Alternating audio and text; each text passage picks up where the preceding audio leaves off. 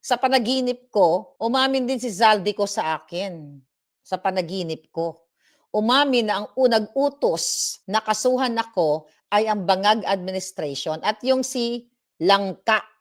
Umamin, wag na kayo magsinungaling. Tapos sasabihin ni Bangag, I have never put down anyone. I have never attacked anyone. Ako po yung unang inatake nila. Sinungaling. Kaya sabi ko nga sa inyo, kung pwede lang, tanggalin nyo na ang mga adik sa Malacanang. Kaya pinipigilan nila si Zaldico na magsalita. Ayaw nila paatinin diyan sa Blue Ribbon Committee nung hawak nila ang mayorya. Kasi marami pong ilalabas si Zaldico. Kaya gusto nilang patayin yung si Zaldico. Kaya binaboy din ng Bangag Administration ni Satanas ang mga demonyo, ang pamilya ni Zaldico. Kaya nga Zaldi, gawin mo na ang tama. Eto na, Blue Ribbon na, hawak na ni Marcoleta, magsalita ka. Mag-sworn statement ka, itodo mo na. At I'm looking forward na manaig. Ito yung pag-amend ng Senate rules na papayagan yung mga resource person, yung mga witness like you, Zaldi, via Zoom or online teleconferencing para sabi mo yung lahat ng nalalaman mo at iba pa. Sabi ni Bangag, I have never declared war on any political group whatsoever. Hindi pa ba gyera ang pinadala mo dong mga NBI na wala namang warrant of arrest locally? Hindi pa ba sapat ang sinabi ng kapatid mo na unang-una adik ka? At pangalawa, yung inamin ng mga NBI agents na pinadala mo sila doon para dukutin si Bato,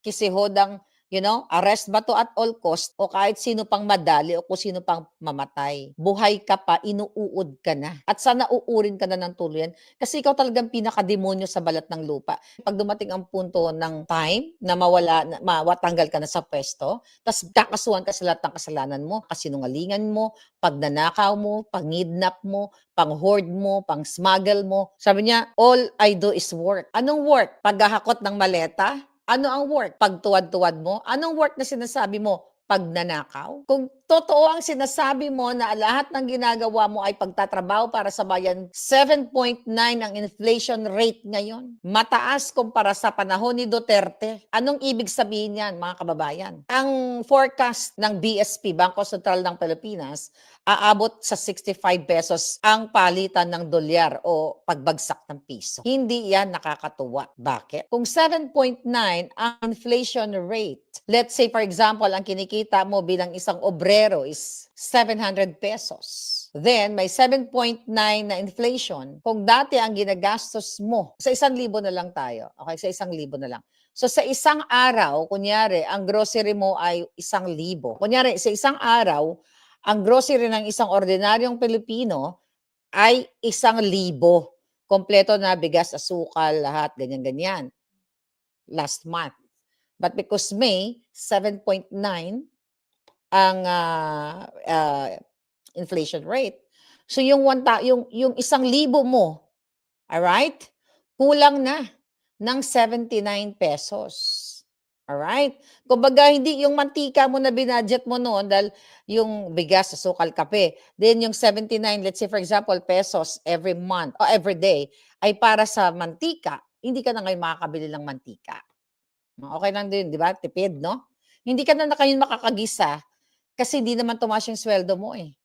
Di ba? Hindi naman tumaas ang sweldo mo pero tumaas yung mga bilihin. Kaya kung sinasabi mo bang all you do is work, sinungaling kang puking ina ka.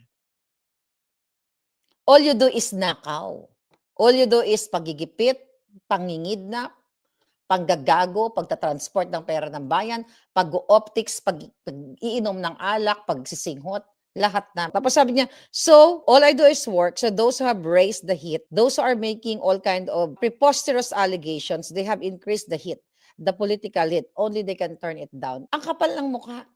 Ulit-ulitin natin. Bago pa si Inday Sara ginipit, may isa munang vlogger na si Maharlika ang ginipit. Kaya puro kasinungalingan tong hayop na to. Ang pamumulitika, sinong namulitika?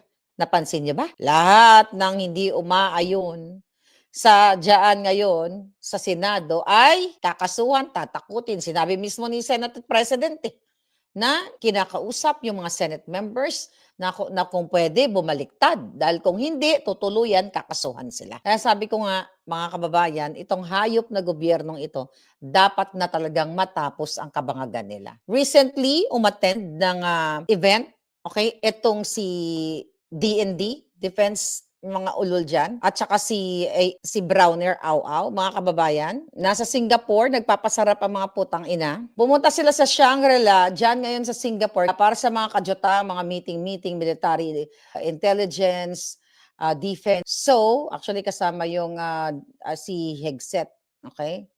Kasama nila si Hegseth dyan, nakita sila sa Singapore.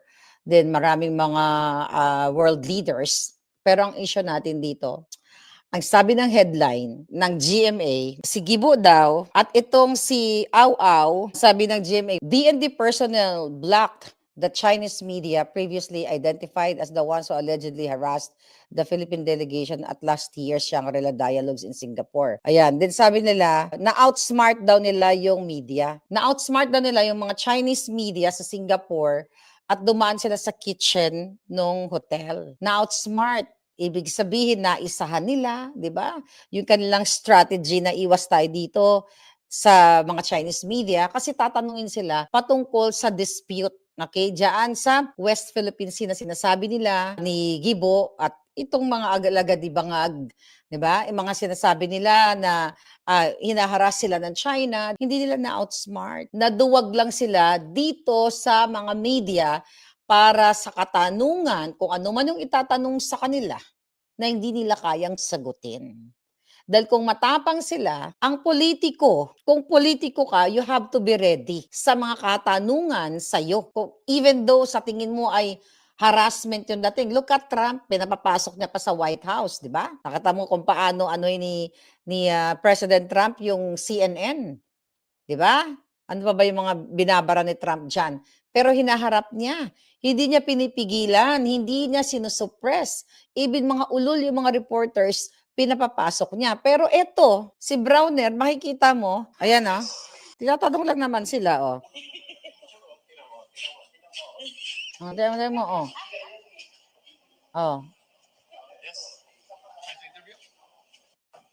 Oh. Ano dyan? Anong kaputahan yan? Ayan, nagduman sila sa atin. Yung mga duwag.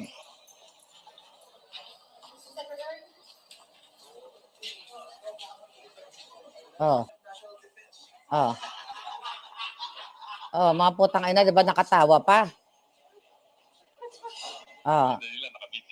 Naka-video, malalaman yung kaputahan niya. Ano ibig sabihin niyan? Nakita niyo yung pag-aanuhan nila ng Chinese media? Kung matino ka at willing kang sagutin kung ano man yung ibabato sa'yo, bakit ka magtatago doon sa kitchen tapos ang headline na outsmart? Na outsmart o naduwag sila? O hindi nila kayang sagutin? Ang tanong ng media, sabi ko nga sa inyo, ang isang politiko, kasi hodang appointed ka or elected ka, dapat ready ka. Even sa pinaka, extreme pressure when it comes to interview o kung ano pa man. Pero dito pa nakikita, mga duwag. Tapos ang headline ng GMA na outsmart daw. Na paano yun na outsmart?